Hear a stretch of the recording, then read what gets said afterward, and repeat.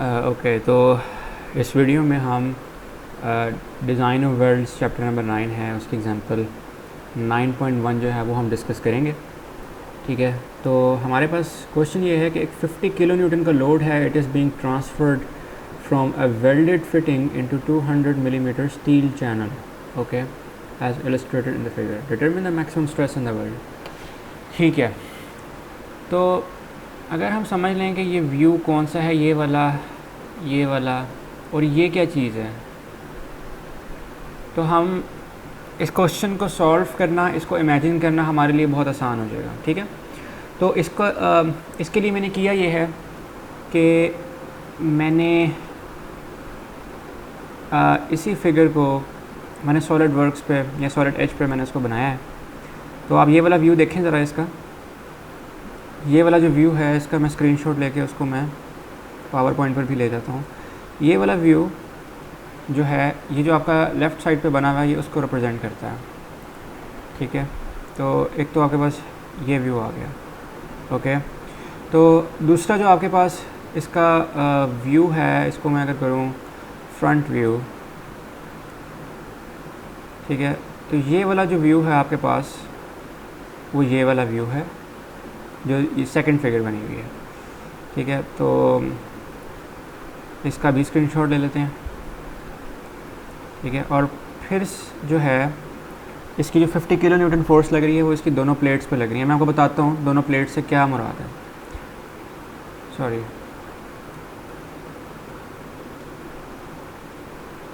ठीक है, तीसरी फिगर बल्कि तो थोड़ा सा और छोटा कर लेते हैं बिकॉज जगह नहीं है हमारे पास इतनी।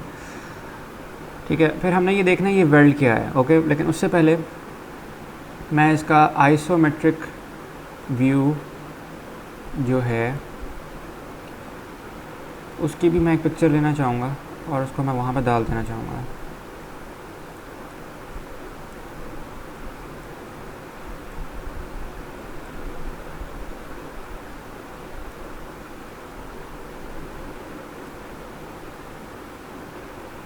चलो इसको थोड़ा बड़ा कर लेते हैं। ओके, तो अब आपको मैंने एक आखिरी चीज़ दिखानी है कि ये जो चीज़ है, व्हाट इज़ दिस, ये एक्चुअली 3 वेल्ड हैं। एक ये वाला वेल्ड बनता है, ठीक है, दूसरा आपके पास ये वाला वेल्ड बनता है और तीसरा ये वाला वेल्ड बनता है। ये तीनों वेल्ड कहाँ हुए हुए हैं, अब मैंने आपको ये दिखाना है, और हमारी तकरीबन सारी वर्किंग इसी वेल्ड से रिलेट करती है। ठीक है, तो उसको हम बाहर जाएंगे और सॉलिड एज में जाकर मैं आपको दिखाऊंगा कि ये कहाँ बनती है। ठीक है, तो अगर मैं यहाँ पर थोड़ा जूम करूँ तो बल्कि इसका थोड़ा सा आइसोमेट्रिक व्यू कर लेते हैं। ये देखें, आप देखें यहाँ पे कि just give me a moment कि मैं कोई बेहतर कलर पकड़ लूँ। ओके, तो ये देखें, ये आपके पास एक वेल्ड आ गया, ये जो ऑरेंज कलर का है। ठीक है, दूसरा वेल्ड आपके पास ये आ गया और इसी तरह तीसरा वेल्ड यहाँ नीचे जा रहा है। इन तीनों वेल्ड्स की मदद से ये वाली प्लेट, ओह ये क्यों हो रहा है, ठीक है, ये वाली प्लेट, इसको जो मैंने एरो करके मार्क कर दिया है, ये वाली प्लेट और ये जो पीछे जगह ये इसके साथ बाउंड हुई हुई है। ठीक है, यानी ये जो आपके पास ये वाली फिगर बन रही है ना, ये सारी फिगर इस हिस्से को, इस हिस्से को और इस हिस्से को आपस में बाउंड करने में हमें हेल्प दे रही है। ठीक है, ये थोड़ी सी इसकी बेसिक टर्मिनोलॉजी थी। ठीक है, तो अब अगर मैं जाऊँ वापस, ठीक है, तो आप इसको अच्छी तरह देख लें। दूसरी बात, क्वेश्चन में लिखा हुआ है कि 50 किलो न्यूटन फोर्स लग रही है। अब मैं आपको ये भी दिखाना चाह रहा हूँ 50 किलो न्यूटन फोर्स कैसे लग रही है। ठीक है, तो एक तो जी 25 किलो न्यूटन इस फ्रंट प्लेट पे लग रही है।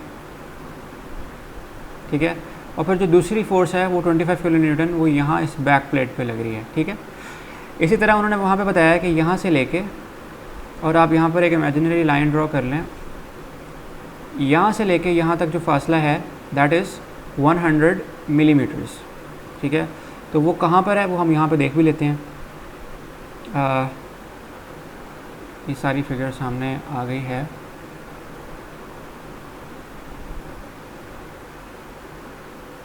ओके, तो ये देखें यहाँ से लेके यहाँ तक का जो फासला है वो 100 मिलीमीटर है। ओके, फिर ये जो है ये जगह, इसकी जो थिकनेस है वो 56 मिलीमीटर है, उसको भी हम वहाँ पे जाके देख लेते हैं। ठीक है, तो मैंने आपको बताया था कि एक ये जगह हो गई, एक ये हो गई, एंड एट लास्ट तीसरी हो गई। ये जो फासला है दैट इज़ 56 मिलीमीटर्स, ये जो फासला है दैट इज़ 100 मिलीमीटर्स। और यहाँ पे जो ये अगर आप थोड़ा सा साइड पे करें इसको, अगर आप इसको थोड़ा सा साइड पे करें तो ये जो फासला है, ये फासला फ़िलहाल हमें नहीं पता क्या है। ठीक है, ये वाला फासला और ये वाला फासला, ठीक है, ये हम फाइंड करेंगे आगे जाके सेंट्रॉइड्स की मदद से। और ये वाला जो टोटल फासला है दैट इज़ 56 मिलीमीटर्स। ओके, और ये क्वेश्चन में गिवन है, and let me show you कि ये क्वेश्चन में कहाँ पर है। ठीक है, ये देखें आप, ये गिवन है 56 मिलीमीटर। जो मैं आपको फासला कह रहा हूँ ना, जो हमें नहीं पता वो ये है, जो एग्ज़ाम में नहीं पता होगा। ठीक है, ये वाला फासला और ये वाला फासला। तो टेक्निकली यही जो फासला है वो यहाँ पर उन्होंने लिखा हुआ है कि 45.6 मिलीमीटर, और 100 माइनस 110.4 से आपको वाज़ह पता चल रहा है कि ये जो फासला है दैट इज़ 10.4 मिलीमीटर्स। ये क्वेश्चन में गिवन है, बट एक्चुअली इन्होंने ये जो फिगर बनाई हुई है ये क्वेश्चन को सॉल्व करते हुए डाटा निकाल के उन्होंने ये फिगर्स वहाँ पे एंटर की हुई है। आई डोंट थिंक कि ये जो फिगर है एग्ज़ाम में दी जाएगी। दूसरी बात, मैंने आपको बताया था कि 2 प्लेट्स हैं, हर एक प्लेट के ऊपर 25 किलो फोर्स लग रही है, वो भी यहाँ पर उन्होंने शो करवाई हुई है। Let me change the colour, वो भी इन्होंने यहाँ पे चेंज कराई हुई। जिस तरह मैंने आपको बताया था कि यार ये आपकी एक प्लेट हो गई और दूसरी आपकी ये प्लेट हो गई, ये दोनों इस तरह करके जॉइंट है इस सर्कल के साथ, और नीचे आपके चैनल लगे हुए हैं, ये इसके साथ ऐसे करके जॉइंट है। तो 25 किलो न्यूटन यहाँ लग रही है और 25 किलो न्यूटन यहाँ लग रही है। तो ये वाला जो व्यू है ना, this is just one weld. यहाँ पे 2 वेल्ड हैं, एक वेल्ड तो यहाँ पे ये इधर करके बना हुआ है, कोई बेहतर कलर पकड़ लेते हैं। ओह, इट्स नॉट चेंजिंग कलर्स। तो दूसरा कलर जो है, दूसरा जो वेल्ड है वो यहाँ इस तरह के बना हुआ है।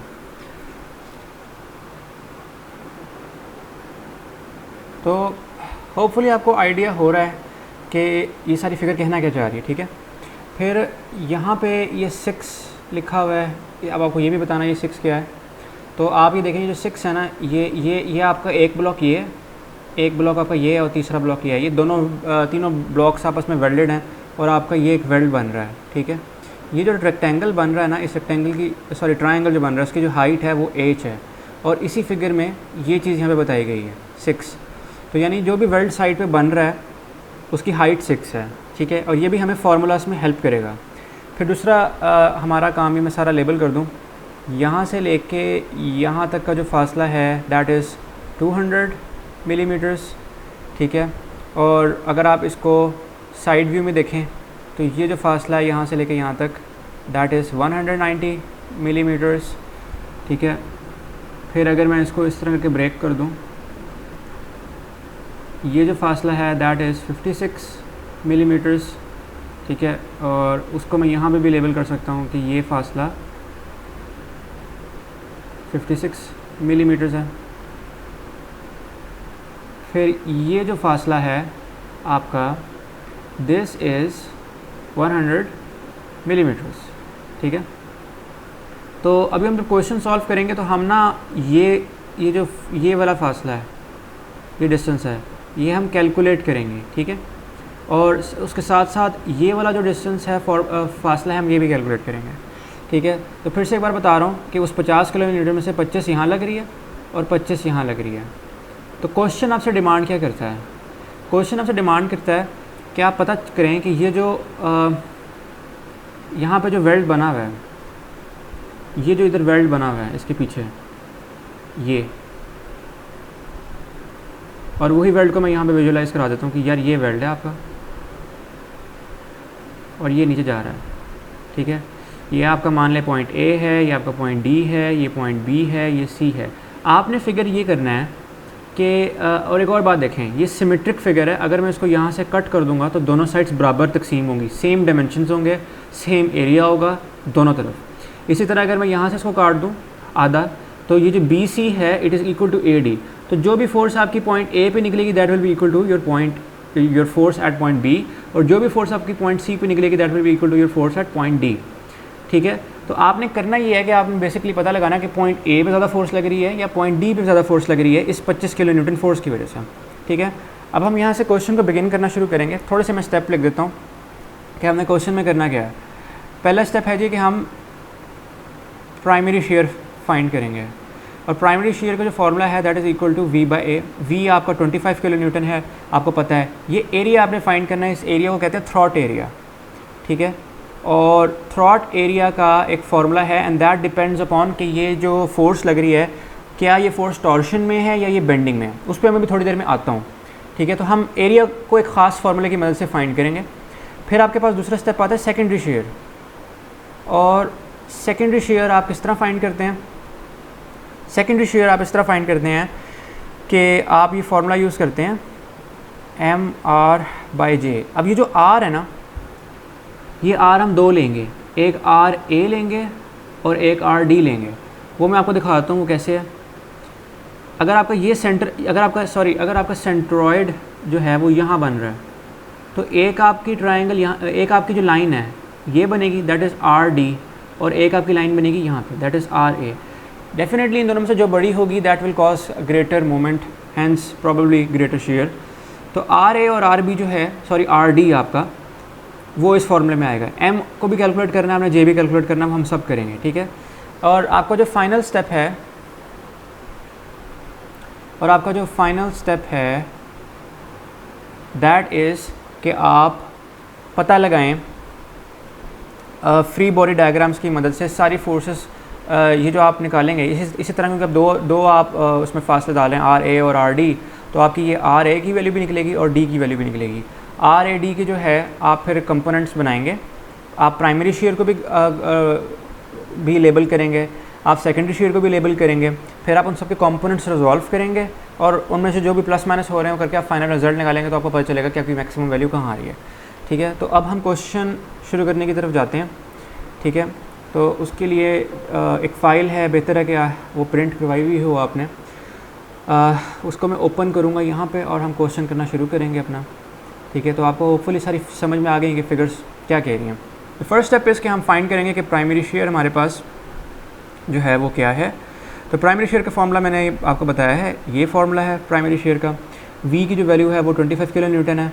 क्वेश्चन में 50 किलो न्यूटन गिवन है, लेकिन क्योंकि आपके पास दो प्लेट्स हैं, मैं इसको लेबल भी कर देता हूँ, दो प्लेट्स हैं, क्योंकि आपके पास हर एक पे 25 के हिसाब से फोर्स लग रही है, तो इसलिए आपने यहाँ पे 25 किलो न्यूटन लिया, क्योंकि हम सिर्फ एक प्लेट को कंसिडर कर रहे हैं। उस एक प्लेट पे जो यहाँ पे वेल्ड बना हुआ है, ये इस वेल्ड पे जो इफेक्ट पड़ रहा है इस फोर्स का, हमने वो सारा एनालाइज करना है। ठीक है, और फिर नीचे हम एक फार्मूला यूज़ कर रहे हैं, ये फार्मूला।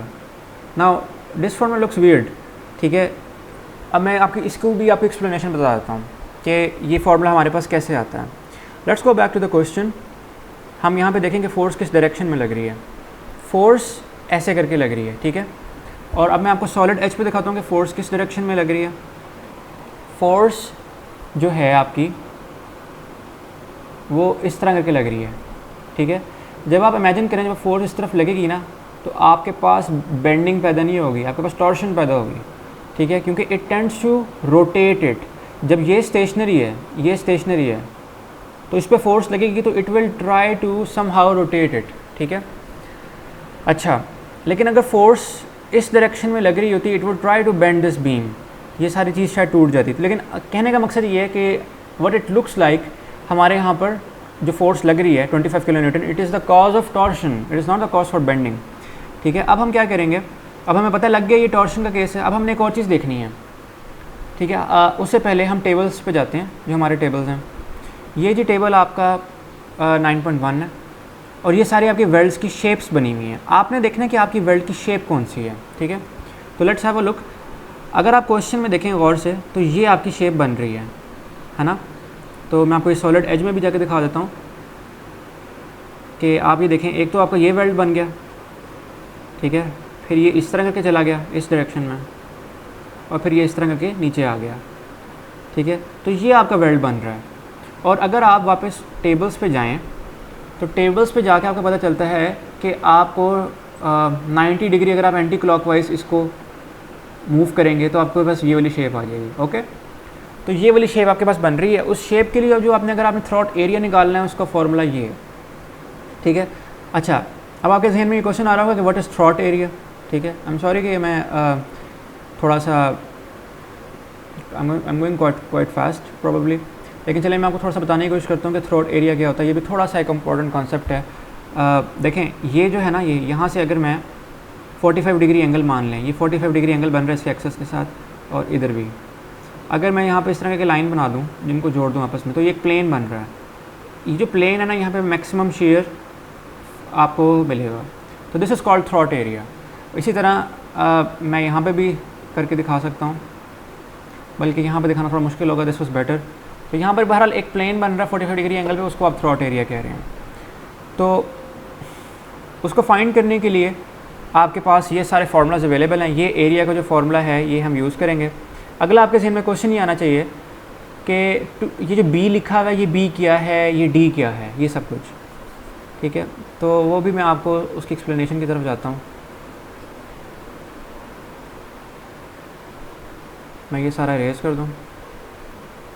ओके, तो अब आपके जहन में ये क्वेश्चन आना चाहिए कि ये बी क्या है और ये डी क्या है।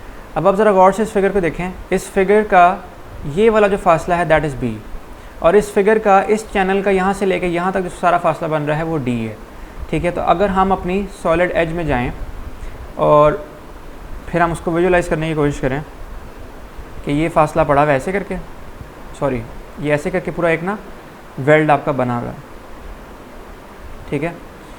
ये जो सारा फासला है ये फासला है डी, और ये जो सारा आपका डिस्टेंस है दैट इज़ बी, ठीक है। तो हम इसको दोबारा देख लेते हैं यहाँ पर। तो यहाँ से वाज़ेह हो रहा है कि बी क्या है और डी क्या है। तो हम अपने क्वेश्चन में जाते हैं और हम देखते हैं कि हमारे पास क्या है वो।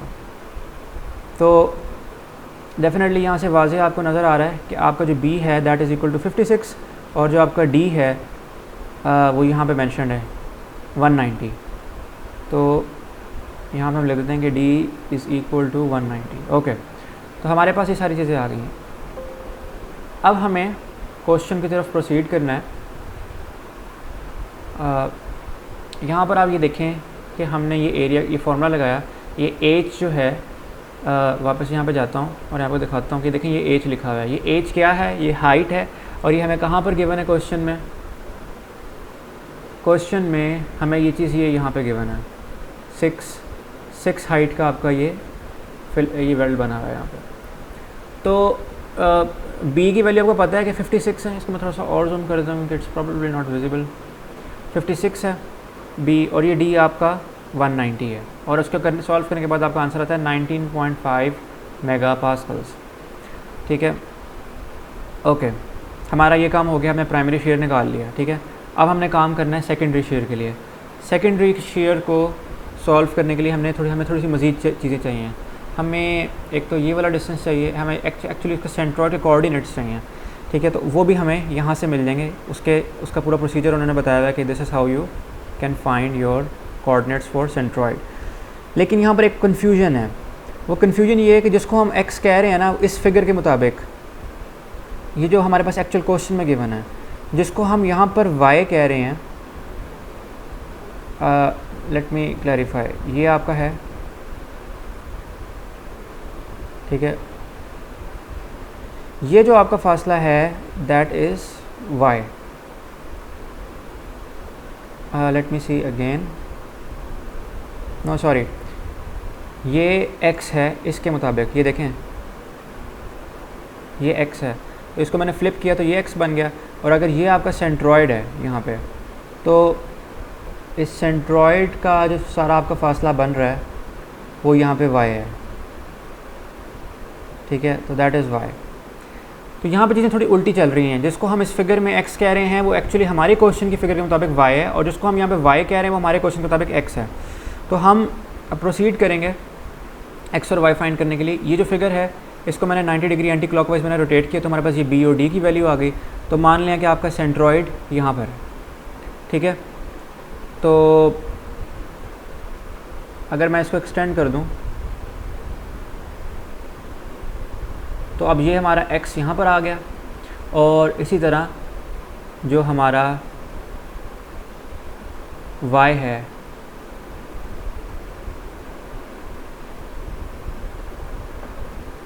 ठीक है, y हमारा इधर से हमें मिल जाएगा। ओके, तो हमें पता है d क्या है b क्या है, हम फार्मूले में पुट करेंगे। ये x का फार्मूला है, हमारे पास 10.4 मिलीमीटर आ जाता है, और y हमारे पास 95.5 मिलीमीटर आ जाता है। यानी अगर मेरे पास ये शेप बन रही है, ठीक है, तो ये जो फासला है दैट इज़ 10.4। याद रखें ये जो लाइन है ये सेंट्रॉइड की लाइन है, ये वाली 10.4 ये फासला बन गया, ठीक है। और ये वाला फासला याद रखें, ये ऐसे करके वर्टिकल फासला है इस फिगर के अंदर। और फिर जो दूसरा आपका फासला है वो ये है, ये आपका 95 है इसके मुताबिक। ओके, तो हम नीचे चलते हैं कि हमें एक्स और वाई क्यों चाहिए। ये हमें सेकेंडरी शेयर निकालने में मदद करेगा, वो मैं अभी थोड़ी देर में आपको साबित करूँगा कैसे है।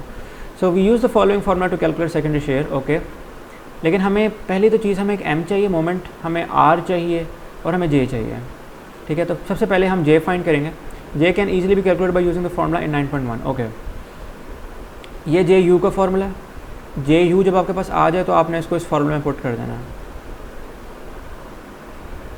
और ये जे का, और ये फार्मूला बुक के अंदर गिवन है। तो एच भी हमें पता है, जे यू हम फाइंड कर लेंगे इसमें वैल्यूज पुट करके। तो हमारे पास जो at the end J you की वैल्यू आती है वो ये आती है, और जब हम इसको फार्मूले में पुट करते हैं 0.707 times H times J you, तो हमारे पास जे की वैल्यू आ जाती है इस तरह करके, जो कि millimetre raise to the power 4 है। ओके, तो हमने अपना एम निकाल लिया, सॉरी जे निकाल लिया, तो हमारा जे वाला स्टेप पूरा हुआ। Now we will find M, ठीक है। तो एम फाइंड करने के लिए हमें क्या करना पड़ेगा, हमें ज़रा एक बार फिर क्वेश्चन को ज़रा गौर से देखना पड़ेगा, क्वेश्चन में है हो क्या रहा है। ये देखें, ये 25 किलो न्यूटन फोर्स लग रही है, ठीक है। यहाँ पे सारा फासला आपको पता है कि यहाँ से लेकर इस चैनल की टॉप तक, यहाँ तक का सेंट्रॉइड, अगर आपका सेंट्रॉइड तो आपका यहाँ बन रहा है ना, तो सेंट्रॉइड से लेके यहाँ तक का जो फासला है वो हमने फाइंड करना है। हमने एक्स की वैल्यू फाइंड की थी ना, ये तो वो 10.4 आ रही थी। तो अगर इस चैनल की टॉप तक की जो लेंथ बन रही है वो 100 बन रही है, तो 100 + 10.4 इस 110.4 ये वाली हाइट आपको मिल जाएगी। तो आपने क्या करना है, सिंपली फोर्स इंटू डिस्टेंस का आपने फार्मूला लगाना है। तो आपको मैंने देखें यहाँ पे मैंने ये सारा विजुअलाइज भी करवाने में हेल्प की हुई है। 25 किलो न्यूटन फोर्स लग रही है, 10.4 ये हमने एक्स बार जो है ये हमने फाइंड किया था, और एट द एंड सिर्फ हमने ये जो फोर्स लग रही है इसका परपेंडिकुलर डिस्टेंस से मल्टीप्लाई करना है, तो हमारे पास मोमेंट आ जाएगा। तो 25 multiply by 110.4 is equal to 2760 newton metre. मेरी यहाँ पर बस एक कन्फ्यूजन है, वो मैं आपको बता रहा हूँ, you just have to cram it. Book में भी ऐसा ही लिखा हुआ, बुक में वट आई बिलीव इज़ कि यहाँ पर 25 मल्टीप्लाई बाई 10⁻³ होना चाहिए था, और ये जो आंसर है ये किलो न्यूटन मीटर में आना चाहिए था, लेकिन ऐसा नहीं हो रहा। तो अगर आपको पता है ऐसा क्यों हो रहा है तो मुझे भी बताएं, क्योंकि मुझे नहीं पता है, मैं सिर्फ बुक को फॉलो कर रहा हूँ। If you have a look at this, तो बुक में भी इन्होंने वजाहत नहीं की हुई इस बात की कि यहाँ पे 10⁻³ क्यों नहीं आ रहा, क्योंकि ऊपर आपने तो वाज़ह लिखा हुआ कि दिस इज़ 25 किलो न्यूटन। या फिर इसकी मेरे जहन में एक रीजनिंग आ रही है, ये मिलीमीटर में लिखा हुआ है, ये भी मिलीमीटर में है, तो मिलीमीटर को जब आप कन्वर्ट करते हैं ना मीटर्स में, तो वो 10⁻³ आपके पास आता है। Okay, so this is probably the reasoning. तो 10⁻³ किलो न्यूटन इसके साथ कैंसिल हो जाएगा, तो इसलिए आपके पास देखें पढ़ाते पढ़ाते बंदा जो है वो जान ही लेता है कि क्या हो रहा है, ये बरकत है पढ़ाने की। तो डेफिनेटली यहाँ पर 10⁻³ आता है, और जब आप 110.4 मिलीमीटर को कन्वर्ट करते हैं तो मीटर में, तो ये बनता है, तो ये इसके साथ कैंसिल होता है, तो सिंपली आपके पास ये न्यूटन मीटर में आंसर आ जाता है। ओके, तो L जो है it is a distance from the force line of action. तो फोर्स ये लग रही है आपकी, उसकी लाइन ऑफ एक्शन ये है, वहाँ से लेके सेंट्रॉइडल एक्सिस है जो ये है, वहाँ तक के फासले को आप L कहेंगे, ठीक है, हमारे फार्मूले के अंदर ये L है सारा का सारा। ओके, हमने निकाल लिया ये मोमेंट। अगली चीज़, अच्छा मैं यहाँ पर टिक लगा दूँ, हमने मोमेंट फाइंड कर लिया। नेक्स्ट हमें जो चीज़ चाहिए दैट इज़ R।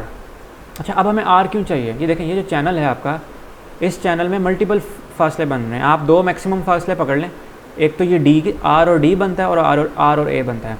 आप ये भी ले सकते थे लेकिन ये लेने का फ़ायदा नहीं है क्योंकि ये फिगर सिमेट्रिक है, ठीक है। तो हम सिर्फ जो राइट साइड पे जो फिगर है हम सिर्फ उसको कंसिडर कर रहे हैं, ठीक है। तो हमें दो फासले चाहिए, आर ए और आर डी। तो आप गौर से देखें, ये सेंट्रॉइड यहाँ बन रहा है इसका, ठीक है। तो सेंट्रॉइड से लेके डी तक मैंने एक लाइन बना दी ये, और सेंट्रॉइड से लेके ए तक मैंने एक लाइन बना दी। अब मैं यहाँ पे कलर चेंज कर लेता हूँ पेन का। तो आप यहाँ पे देखें, एक तो ट्रायंगल ये बन गई और एक यहाँ नीचे ट्रायंगल बन रही है, वो आप इसको उससे भी कनेक्ट कर सकते हैं, लेकिन मैं इस तरह के बना लेता हूँ इसको, ठीक है। तो एक ट्रायंगल ये बन गई। अब आपने पता किया था कि x की वैल्यू ये आ रही है, टोटल फासला 56.4 है, तो 56 माइनस 10.4 इज इक्वल टू 45.6। तो आपको जो ये वाला फासला है, आपको ये वाला फासला भी पता चल गया, ठीक है।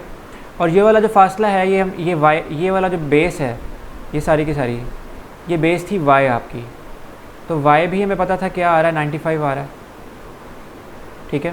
तो ये वाली 95 है, इसी तरह ये वाली भी 95 है, ये सारी डेफिनेटली सेम है।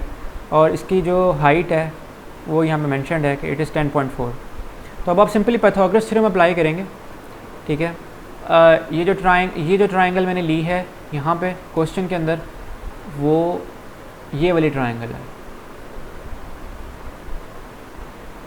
ये वाली ट्रायंगल मैंने ली है, ओके। तो इसलिए इस तरह का क्या है, लेकिन either way it's the same. आपके पास आर डी की वैल्यू आ जाती है और आर ए की वैल्यू आ जाती है, ठीक है। अब आपके पास क्या रह गया, कुछ भी नहीं, सब कुछ आपके पास आ गया। आपने सिंपली फार्मूला के अंदर वैल्यूज पुट करनी है। हमें जे एम भी है, आर ए आर डी भी है। Now we can find the shear, the secondary shear at point A and the secondary shear at point D, ठीक है। रेड कलर बेहतर रहेगा। तो अब यहाँ पे थोड़ी सी ना कन्फ्यूजन होती है, बुक में एक छोटी सी बात लिखी हुई है जो कि नहीं समझ में आती है अक्सर, कि what do we mean by that. ये बहुत कन्फ्यूजन पैदा करने वाली चीज़ है बुक के अंदर। तो आप यहाँ पे देखेंगे 10⁻³ है, हमें समझ नहीं आ रहा था कि 10⁻³ किस तरह आ रहा है। हमने थोड़ी कन्वर्जन की और हमने कन्वर्जन करके ये वैल्यूज़ निकाली, ठीक है। तो मैं अभी आपको दिखाता हूँ कि ये हो क्या रहा है यहाँ पर, ठीक है। तो 2760 ये न्यूटन मीटर में, 105 आपके पास मिलीमीटर में था, तो मैंने कन्वर्ट कर दिया मल्टीप्लाई बाय 10⁻³ करके। और ये जो आपके पास जे की वैल्यू आ रही है, अगर आप थोड़ा सा पीछे वाले पेज पे जाएं तो आपको पता चलेगा, डिड वी कैलकुलेट जे, हाँ, तो आपको पता चलेगा कि जो जे की जो वैल्यू आ रही है that is millimetre raise to the power 4, ठीक है। और हमारे पास 105 मिलीमीटर था, मिलीमीटर को भी हमने मीटर में कन्वर्ट कर लिया। अब हमने इस मिलीमीटर को कन्वर्ट करना है, तो 10⁻6 आपके पास पहले लिखा हुआ आ रहा है, ठीक है। और जो मिलीमीटर 4 होता है ना, मिलीमीटर 4 को अगर आपने मीटर 4 में कन्वर्ट करना है तो दैट गिव्स यू 10⁻⁻12, ठीक है। वो मैंने यहाँ पे मेंशन कर दिया, ये इस मिलीमीटर 4 की जगह आ रहा है। तो अब मैंने इसको सेपरेट कर दिया, 2760 मल्टीप्लाई बाय 10.5 डिवाइड बाय 7.07, और ये 10⁻³ है, ये 6 - 12 होकर -6 आ जाएगा, और ये -6 ऊपर जाके 10⁻³ बना देगा। इसको जो आप कैलकुलेटर पर सॉल्व करेंगे आपके पास जो आंसर आएगा वो ये आएगा, ठीक है। तो अब आप एक बात नोट करें, ऊपर आपके पास जो है न्यूटन की वैल्यू आ रही है, ये जो आपके पास है मिलीमीटर, और ये कन्वर्ट होता है मीटर में, और नीचे आपके पास मीटर 4 आ जाता है। मैं आपको इसकी भी कन्वर्जन करके दिखाता हूँ। Newton metre multiplied by metre divided by metre 4, तो ये मीटर इस मीटर के साथ कैंसिल हो गया, सॉरी ये दोनों ऊपर नीचे कैंसिल हो गए, तो अब आपके पास मीटर स्क्वायर रह गया, ठीक है। तो maybe I am doing some mistake, let me check. Okay, तो मैंने चेक किया है, ये मैंने थोड़ा सा यहाँ पे गलती की हुई है। It is 1 pascal is equal to newton per metre squared. तो आपके पास नीचे यहाँ पे मीटर स्क्वायर्ड रह जाता है और ऊपर आपके पास न्यूटन रह जाता है, तो वो पास्कल के बराबर है। ये आपके पास पास्कल आ गया, तो 10⁻6 जो है वो मेगा के बराबर है, तो 41.0 मेगा पास्कल आपके पास आंसर आ गया, secondary shear stress at point A। फिर आप secondary shear stress at point D find करेंगे, उसमें भी बिल्कुल यही काम करना है। मैंने ऊपर कैलकुलेशन दोबारा नहीं की, बस आपने 105 की जगह 95.6 डाल देना, आपके पास at D वैल्यू आ जाएगी, ठीक है। तो अब आपने क्या करना है, मैंने आपको बताया था कि आपने जो है मैक्सिमम स्ट्रेसेस फाइंड करने हैं, ठीक है। पॉइंट ए पे फाइंड करेंगे, पॉइंट डी पे फाइंड करेंगे, वो आप सारी की सारी जो है डायग्राम्स पे लेबलिंग करेंगे। तो हम एनालाइजिंग करेंगे पॉइंट ए की, पॉइंट ए पे हम चीज़ें एनालाइज़ करेंगे। सबसे पहले पॉइंट ए जो है आपका ये वाला पॉइंट है। तो ये मैंने बुक की डायग्राम को फॉलो किया, ठीक है। तो बुक में ऐसा बताया गया है कि आपके पास एक वेक्टर ये है जो कि सेकेंडरी शेयर है, और दूसरा आपके पास वेक्टर है ये, ठीक है। और ये आपके पास प्राइमरी शेयर है, और इन दोनों का रिजल्टेंट आपके पास ये यहाँ पर है, सॉरी। और ये जो एंगल आपका, और ये जो है आपका एक यहाँ पर इमेजिनरी एक और वर्टिकल एक्सेस बन रहा है। इस वर्टिकल एक्सेस के साथ जो आपका सेकेंडरी शेयर का एंगल बन रहा है दैट इज़ अल्फ़ा, ठीक है। तो अब थोड़ी सी मैं आपको बात बताता चलूँ।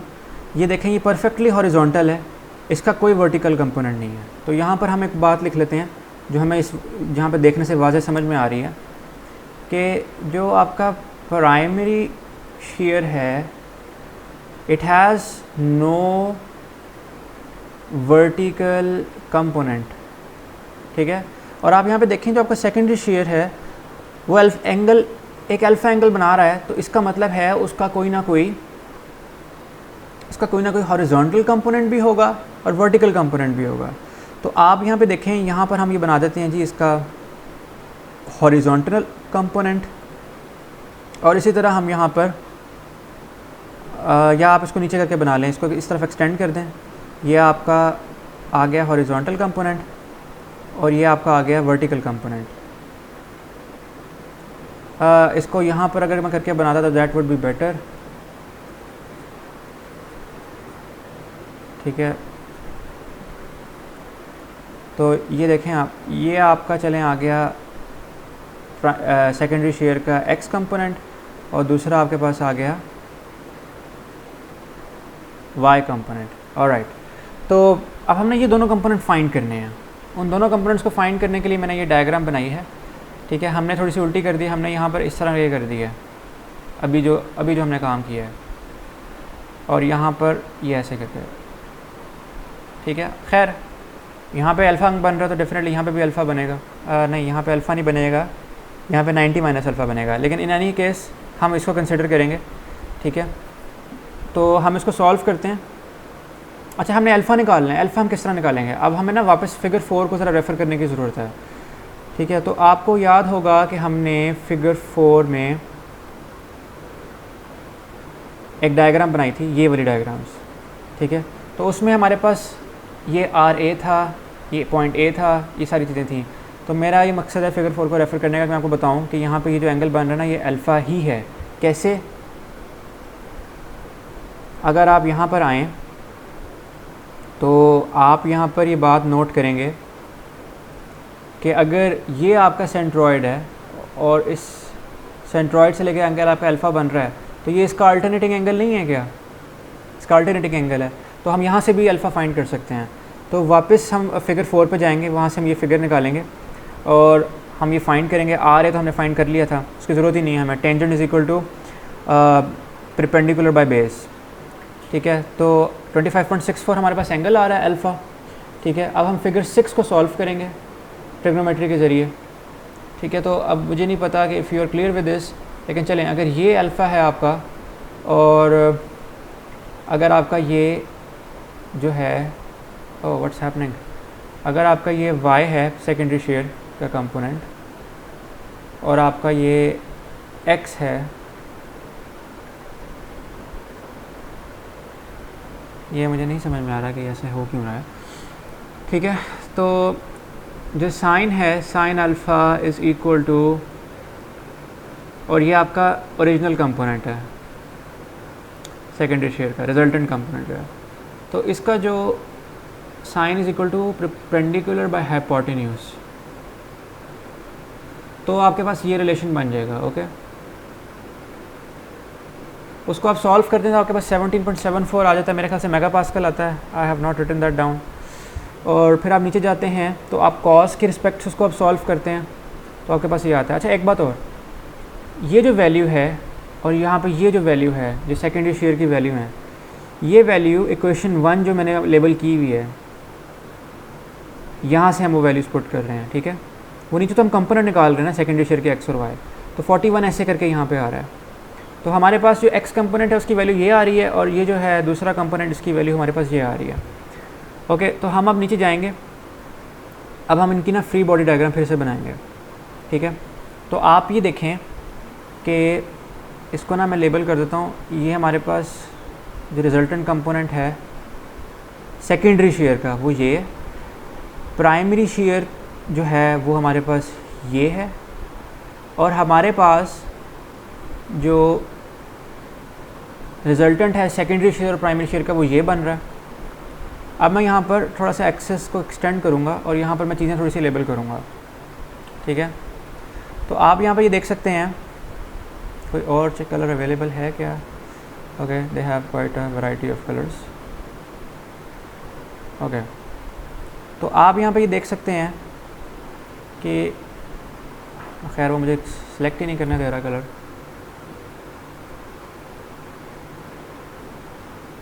Okay, I am not sure how that works. तो खैर आपका ये जो सेकेंडरी कंपोनेंट है वाई डायरेक्शन में वो ये है, और एक्स का जो है वो ये बन रहा है, ठीक है। तो आप ये देखेंगे ये जो हमने शुरू में निकाला था, लेट मी शो यू कि हमने ये कहाँ पे कैलकुलेट करके निकाला था। बिल्कुल शुरू में सवाल के हमने ये इसको यहाँ पर कैलकुलेट करके निकाला था 19.5 मेगा पास्कल्स, ठीक है। ये हमारे पास हमारा प्राइमरी शेयर था, और मुझे यहाँ पे लेबल कर देना चाहिए था डैश डाल के, एक सिंगल डैश डाल के कि ये प्राइमरी शेयर है, ठीक है। तो अब हम नीचे जाएंगे वापस,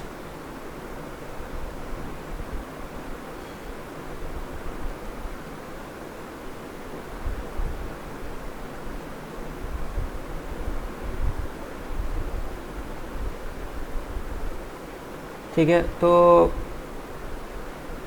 इसकी जो वैल्यू है वो 17.7 है, और इसकी वैल्यू -19.5 है, ठीक है। और इसी तरह आपके पास वाई डायरेक्शन में सिर्फ ये है जिसकी वैल्यू 37 है मेगा पास्कल्स। वाई डायरेक्शन में इसका कोई कंपेटिटर और नहीं है, ठीक है। तो ये वही फिगर मैंने दोबारा बनाई हुई है, ठीक है। अब हम नेक्स्ट पेज पे जाते हैं और हम देखते हैं हमने इसको किस तरह सॉल्व किया है। अच्छा, ये मैंने फिगर्स को एनलार्ज करके बनाया हुआ है यहाँ पे, ठीक है। और ये सारी फिगर मैं दोबारा आपको बना के दिखा रहा हूँ कि ये आपके पास वाई डायरेक्शन की कंपोनेंट है सेकेंडरी शेयर की, और ये एक्स डायरेक्शन में कंपोनेंट है। जो आपका एक्स डायरेक्शन की कंपोनेंट की जो वैल्यू आ रही है वो आपके पास आ रही है 17.5 आई थिंक, और ये जो वैल्यू है ये आपके पास 19.5 है। इसी तरह ये जो आपके पास वाई डायरेक्शन की जो वैल्यू आ रही है वो 37 है। अब आप रिजल्टेंट करेंगे, सारे कंपोनेंट्स जो हैं एक्स में करेंगे, रिजल्टेंट ऐड करेंगे, प्राइमरी भी और सेकेंडरी भी। तो आप ये देखें कि एक तो ये है आपके पास ये नेगेटिव डायरेक्शन में, अगर आपका ये क्वाड्रेंट बन रहा है तो ये सेकंड क्वाड्रेंट में जो वैल्यू होती है वो नेगेटिव आती है, तो ये नेगेटिव, ये पॉजिटिव -19.5, तो आपके पास -1.76 मेगा पास्कल्स वैल्यू आ रही है। फिर इसी तरह वाई में तो है ही 37, तो 37 हमें ले लिया। अब आप इन दोनों का रिजल्टेंट लेंगे तो -1.76 स्क्वायर प्लस 36.96 तो कि 37 बनता है। तो आपके पास जो आंसर आता है दैट इज़ 37 मेगा पास्कल्स, ठीक है। तो इसका मतलब है कि हमारे पास ये जो फिलेट बन रहा था, वेल्ड बन रहा था, इस वेल्ड पे इस पॉइंट ए पे जो शेयर फोर्स टोटल लग रही है ना सेकेंडरी प्राइमरी मिला के, वो 37 मेगा पास्कल्स बन रही है। अब हमने पॉइंट डी जो है उस पर भी निकालनी है और चेक करने किस पे ज़्यादा आ रही है, फिर हमें पता चलेगा मैक्सिमम शेयर स्ट्रेस कहाँ लग रहा है। तो अच्छा, तो पॉइंट बी ये है, और ये यहाँ पे मैं एक एक्सेस बना देता हूँ, ये एक्सेस है, ये छोटा सा यहाँ पे आप देखें, बल्कि इसको थोड़ा सा ना साइड पे करके बना देते हैं, ठीक है। ये आपके पास प्राइमरी कंपोनेंट आ गया, सेकेंडरी कंपोनेंट आ गया, ये आपके पास सेकेंडरी और प्राइमरी का रिजल्टेंट आ गया, और ये आपके पास जो बिल्कुल हॉरिजॉन्टल है ये आपके पास प्राइमरी कंपोनेंट आ गया, ठीक है। और ये आपका एक एंगल बीटा बन रहा है एक एक्सिस के साथ, ठीक है। तो फिर से फिगर 4 को रेफ़र करेंगे, आपको याद है कि हमने वहाँ पे ये ट्रायंगल बनाई थी, ठीक है। तो डेफिनेटली अगर मैं यहाँ पे ये एक्सेस बना दूँ और यहाँ पे ये मैं सेकेंडरी कंपोनेंट बना दूँ, तो ये जो बीटा है ये इसके अल्टरनेटिंग कंपोनेंट, तो अगर हम यहाँ से बीटा निकाल लें तो हमारा कोई मतलब it wouldn't be wrong if you did that. तो टेंजेंट बीटा की को हमने इस तरह के फाइंड किया, और बीटा की वैल्यू 6.24 डिग्री आ गई हमारे पास, ठीक है। फिर अब हमने जो है उसके हॉरिजॉन्टल और वर्टिकल कंपोनेंट्स फाइंड करने हैं, और ये मैंने इसको लेबल करने की कोशिश की है, इसकी फ्री बॉडी डायग्राम को इसको मैं दोबारा बना देता हूँ यहाँ पे, कि ये मेरे पास जो है एंगल बीटा बन रहा है, ये मेरे पास मेरा सेकेंडरी शीयर का कंपोनेंट है, और ये जो है मेरे पास, सॉरी इस डायरेक्शन में बना देते हैं इसको, ये जो है मेरे पास एक्स डायरेक्शन में कंपोनेंट है, और इसी तरह मेरे पास जो है ये जो कंपोनेंट है वाई डायरेक्शन में, वो ये है। अब हमने ये फाइंड करना है, तो हम ट्रायंगल कुछ इस तरह करके बना लेते हैं कि ये हमारे पास ये ट्रायंगल बन रही है, ये हमारे पास ये हो गया, ये हमारे पास एक्स कंपोनेंट आ गया, और ये वाई कंपोनेंट, सॉरी मैंने असल में इसको इस डायरेक्शन में 90 डिग्री फ्लिप कर दिया है, इसको मैं इस प्लेन पे ट्रांसलेट कर रहा हूँ, तो मेरे पास ये वाई बन जाएगा और ये मेरे पास बीटा आ जाएगा। तो जब हम इसको सॉल्व करते हैं तो हमारे पास टी डी एक्स की जो वैल्यू आती है, और ये जो आप याद रखें जो टी डी है, ये आपको याद होगा, ये हमने इक्वेशन 2 में फाइंड भी किया था, यहाँ पर 37.3 मेगापास्कल बता रहा था, ठीक है, ये हमने फाइंड किया हुआ है यहाँ पर। तो हम इसको अब यहाँ पुट करेंगे, साइन की पता है, बीटा की वैल्यू में पता है क्या है, 6.24 डिग्री, तो हमारे पास ये आता है, ठीक है। और अब हमने इसको फिर से इसको प्लॉट करना, सारी चीज़ों को हमें देखना है। देखें जी, ये प्राइमरी कंपोनेंट है, ठीक है, तो ये प्राइमरी कंपोनेंट है, इसकी वैल्यू भी हमने 19.5 ही लेनी है, ठीक है। जो टी डी का प्राइमरी कंपोनेंट है, it is equal to T A का प्राइमरी कंपोनेंट, ठीक है, ये बात आपने याद रखनी है। फिर ये बीटा बन रहा है, मैं यहाँ पे बाकी भी लेबल करके दिखा देता हूँ। तो मान लें आप कि ये जो है आपके पास एक्स कंपोनेंट आ गया, और ये आपके पास वाई कंपोनेंट आ गया, ठीक है। तो आप देखें एक्स डायरेक्शन में, दोनों ही एक्स डायरेक्शन में इस डायरेक्शन में पॉइंट कर रहे हैं, ठीक है। आई थिंक एरो जो है वो आप इस डायरेक्शन में भी ले सकते थे, लेकिन मैंने बुक को फॉलो किया है, तो बुक में इस तरह के लिया गया है, बुक में लेफ़्ट डायरेक्शन में लिया गया है। तो ये 19.5 है आपका, और ये आपका 4 है जो आपने पीछे कैलकुलेट किया है, और ये जो y है, this is the only component in y direction. तो देखते हैं क्या होता है हमारे पास। तो 4 आपका 19.5 में ऐड होता है, तो आपके पास ये आता है, और जब ry आपका ऐड होता है, ry है ही जो आपका सेकेंडरी शेयर का कंपोनेंट है, it is the only component in y direction, तो आपके पास ये आ जाता है। एट देन आपको स्क्वायर करें तो 43.8 आता है। तो याद रखें कि जो आपका ये था, ये कोई 37 के करीब की वैल्यू आ रही थी, या तो 39 आ रही थी, और जो आपके पास पॉइंट डी पे वैल्यू आ रही है वो आ रही है 43.8। इसका मतलब मैक्सिमम शेयर स्ट्रेस जो है it will exist at point D. तो ये आपका आंसर है इसका। तो सो फार एवरीथिंग इज़ क्लियर। ये सारी मैंने पिक्चर्स को बड़ा करके मैंने बनाया है, इसका मेरे से आप ले सकते हैं PDF अगर आपके पास नहीं है, but any how this is everything.